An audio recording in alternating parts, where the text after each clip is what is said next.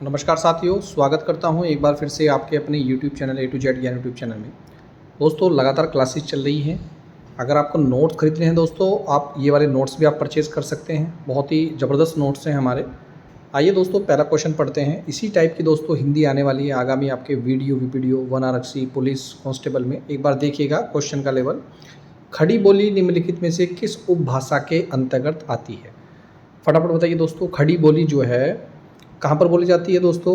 हरियाणा राज्य में। पहला हिंदी राज्य है हमारा हरियाणा, और वहाँ पर ये भाषा बोली जाती है और ये आती है दोस्तों पश्चिमी हिंदी।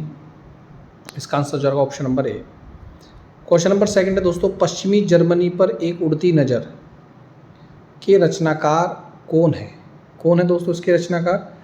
तो इसका सही आंसर होगा दोस्तों मनोहर श्याम जोशी जी हैं।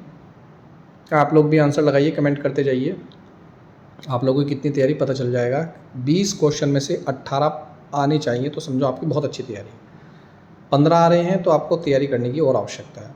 कमल का पर्यायवाची नहीं है, वो बताना है आपको। कमल का पर्यायवाची नहीं है तो देखो नीरज है, सरोज है, जलज है। अम्बूद नहीं है, अम्बूद है बादल का। इसमें द आ गया ना, अगर द की जगह जय आ जाता तो जरूर होता कमल का।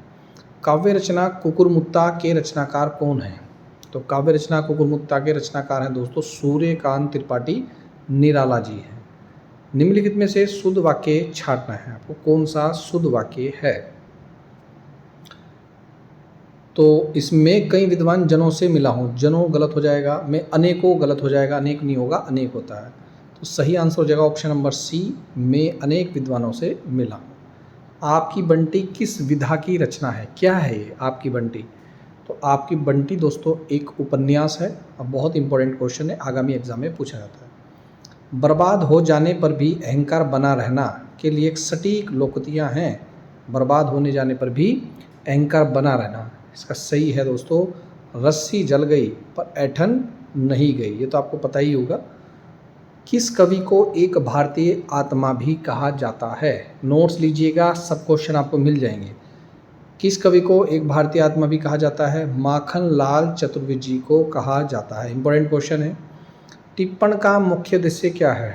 टिप्पण का मुख्य उद्देश्य दोस्तों देखिए, सरकारी विभाग में बहुत सारे कामकाज ऐसे होते हैं जहाँ पर पत्रावली चलती है, जिसमें अधिकारी कर्मचारी अपने अपने मंतव्य देता है, अपनी अपनी इच्छाएं बताता है कि भैया ऐसे नहीं, काम ऐसे होना चाहिए, तो उसे टिप्पणी बोलते हैं। यानी कि मामलों का नियमानुसार निपटाना ही टिप्पण है।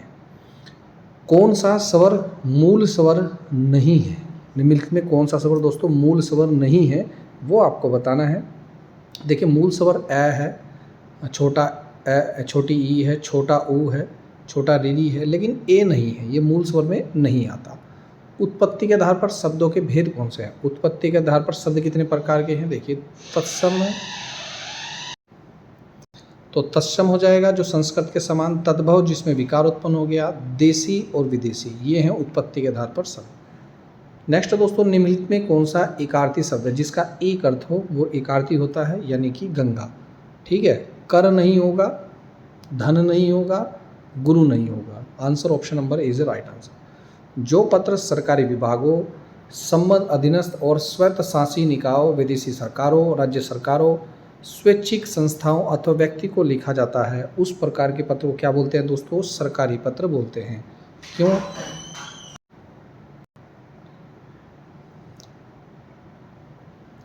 देवनागरी लिपि अधिकांशतः है। देवनागरी लिपि क्या है दोस्तों? एक वर्णात्मक लिपि है, ध्यान रखिएगा, क्योंकि इसमें वर्ण है। ठीक है ना, देवनागरी लिपि में क्या है? वर्णात्मक लिपि है, इंपॉर्टेंट है। क्वेश्चन नंबर बी 15 है, राजभाषा के प्रयोग का मुख्य क्षेत्र क्या है? राजभाषा के क्षेत्र हो जाएगा न्यायपालिका, विधायिका, क्योंकि राजभाषा सभी जगह लिपि, और हमारी राजभाषा क्या है? हिंदी। भारत की राष्ट्रभाषा नहीं है, राजभाषा है, और वो है हिंदी। राजभाषा का मतलब होता है दोस्तों राजकाज की भाषा। तो आंसर हो जाएगा option number D is the right answer. समाचार लेखन की सबसे प्रचलित, प्रभावी और लोकप्रिय शैली है, तो कौन सी लोकप्रिय शैली है दोस्तों? उल्टा पिरामिड शैली। उल्टा पिरामिड शैली है समाचार लेखन की शैली। कई प्रकार की शैली होती है जिसमें उल्टा पिरामिड शैली बोलते हैं समाचार पत्रों की शैली। कौन सा संयुक्त वाक्य है? देखिए संयुक्त वाक्य मैंने आपको बता रखे थे, आप मेरी क्लास लीजिएगा तो पता चल जाएगा बिल्कुल कि कौन सा संयुक्त वाक्य है। आपको संयुक्त वाक्य है जिसमें और आएगा। देखिए आँख मीच के, आपने परिश्रम किया और उत्तीर्ण हो गए। Option number D is the right answer. कौन सा तत्सम शब्द है?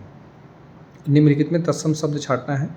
तत्सम शब्द बताना है आपको। तत्सम होता है दोस्तों संस्कृत के समान। तो आंसर हो जाएगा दोस्तों ऑप्शन नंबर डी यानी कि आज्ञा। निम्नलिखित में से शुद्ध शब्द छांटिए। 19वें का शुद्ध शब्द यानी कि ऑप्शन नंबर डी जो अंत्याक्षरी शुद्ध शब्द है। इत्यादि का संधि विच्छेद क्या होगा? इति प्लस आदि।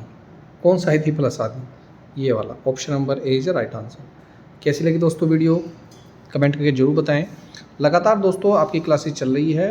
आप वीडियो ज़्यादा से शेयर करें, चैनल को सब्सक्राइब करें।